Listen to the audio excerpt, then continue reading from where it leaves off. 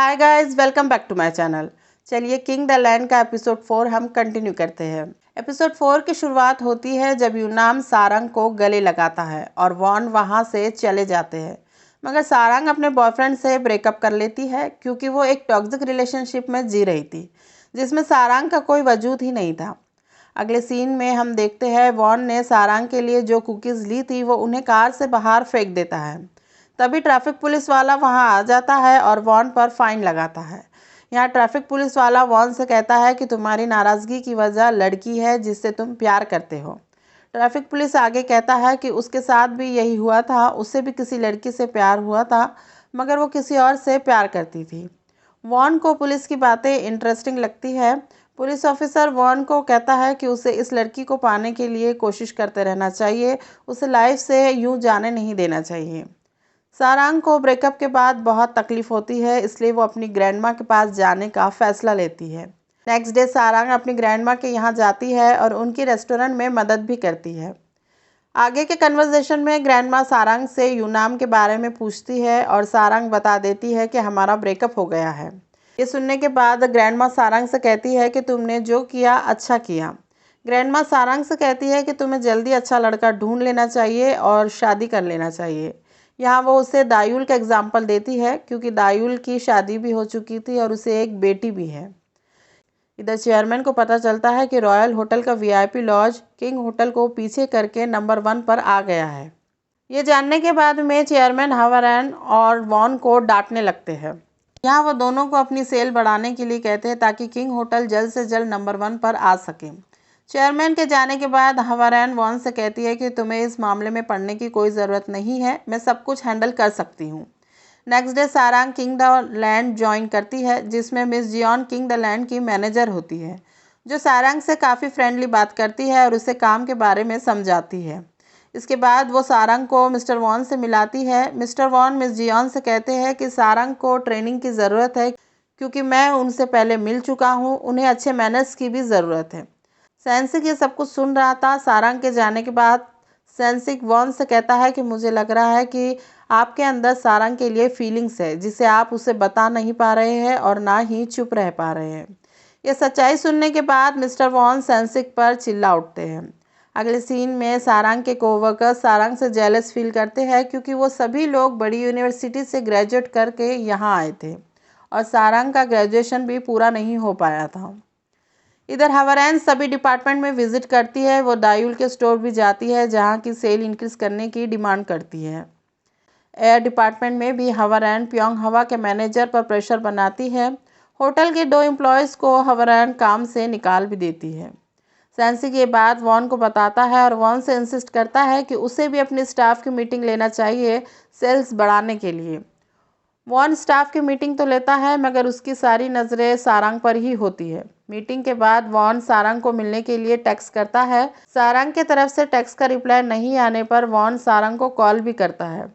इधर सारंग प्योंग हवा के साथ होती है जहां प्योंग हवा सारंग को डायरेक्टर हवरैन के बारे में बताती है।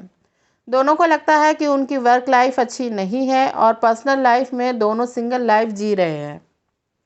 यहाँ दोनों भी दायूल को लकी समझ रहे थे क्योंकि दायूल मैरिड है और मैनेजर भी बन गई है। मगर दायूल की लाइफ इतनी आसान नहीं थी। काम से घर लौटने के बाद उसके इन-लॉज उसे डिनर तैयार करने के लिए कहते हैं। उसकी बेटी उसे बताती है कि दायूल की सिस्टर इन लॉ आई थी और पूरा खाना ख़त्म करके चली गई है। इतना ही नहीं, उसने फ्रिज में से अच्छा सामान भी लेके चली गई है। इसके बाद दायूल की नज़र किचन में रखे ढेर सारे बर्तन पर पड़ती है। दायूल को ग्रोसरी स्टोर जाना पड़ता है डिनर बनाने के लिए, उसके फ्रिज में सामान भी नहीं होता है। दायूल अपने हस्बैंड को डिनर के लिए कॉल करती है मगर वो कहीं मीटिंग में बिजी होता है। अगले दिन सारंग की तरफ से कोई भी रिप्लाई ना आने पर वॉन सारंग से रीज़न पूछता है। सारंग कहती है कि उसके पास मिस्टर वॉन का नंबर नहीं था। वॉन उसे अपना नंबर भी देता है और साथ में डिनर करने के लिए पूछता है मगर सारंग वॉन को मना कर देती है। वॉन सेंसिक को सारंग के लिए वेलकम डिनर ऑर्गेनाइज करने के लिए कहता है। अगले सीन में ली प्योंग हवा को डिनर पर चलने के लिए कहता है। प्योंग हवा को यकीन नहीं हो रहा था कि ली उसमें इंटरेस्टेड है। प्योंग हवा ली को बताती है कि साथ की कोवर्कर्स ली में काफ़ी इंटरेस्टेड है मगर ली यहाँ कहता है कि वो प्योंग हवा में इंटरेस्टेड है। ये सुनने के बाद प्योंग हवा को थोड़ा सा शॉक लगता है। अगले सीन में वॉन डिनर के लिए रेस्टोरेंट पहुंचते हैं इस आस में कि वो सारंग के साथ डिनर करेंगे, मगर सेंसिक ने पूरे स्टाफ को डिनर पर बुलाया था।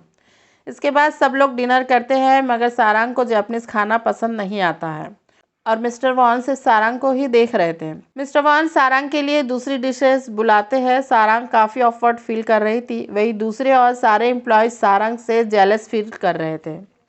डिनर के बाद सारंग मिस्टर वॉन से कहती है कि आपका ऐसा बिहेवियर मुझे और भी मुश्किल में डाल सकता है। यहाँ सारंग वॉन से कहती है कि आपको ऐसा प्रिटेंड करना होगा कि आप मुझे जानते ही नहीं हैं। सारंग जब घर पहुँचने वाली होती है तो उसे यूनाम का कॉल आता है, मगर वो उसे पिक नहीं करती है। घर पहुंचने पर सारंग के फ्रेंड उसे बर्थडे सरप्राइज़ देते हैं। सारंग अपने दोस्तों को बताती है कि उसका यूनाम से ब्रेकअप हो गया है। दोनों फ्रेंड सारंग का मूड ठीक करने के लिए सारंग को आज का दिन एंजॉय करने के लिए कहते हैं। अगले सीन में हवारैन वॉन के ऑफिस में उसका इंतज़ार करते हुए दिखाई देती है। हवारैन के हाथ में वॉन की वॉच होती है जो उसे उसकी माँ ने दी थी। हवारैन वॉन से इसलिए नाराज़ होती है क्योंकि वॉन ने बिना पूछे स्टाफ की मीटिंग ली थी। यहाँ हवारैन वॉन से कहती है कि तुम इस होटल के कोई नहीं है, मैं यहाँ की मालकिन हूँ। दोनों के आर्गूमेंट के बाद हमें फ्लैशबैक का सीन दिखाया जाता है जिसमें हवारैन वॉन से कहती है कि तुम्हारी माँ ने तुम्हें छोड़ के चले गई है क्योंकि वो तुमसे प्यार नहीं करती है। ये कहने के बाद हवारैन खिड़की से उस वॉच को नीचे फेंक देती है और वॉन हमें रोते हुए दिखाई देता है। अगले सीन में वॉन एक बार फिर से कंपनी में अपनी माँ का रिकॉर्ड ढूंढने की कोशिश करता है। वहाँ का एक एम्प्लॉय वॉन को बताता है कि 1989 के सभी एम्प्लॉयज़ के रिकॉर्ड इस फाइल में मौजूद है, मगर वॉन को उस फाइल में अपनी माँ का रिकॉर्ड नहीं मिलता है। वॉन निराश होकर वहाँ से चले जाता है।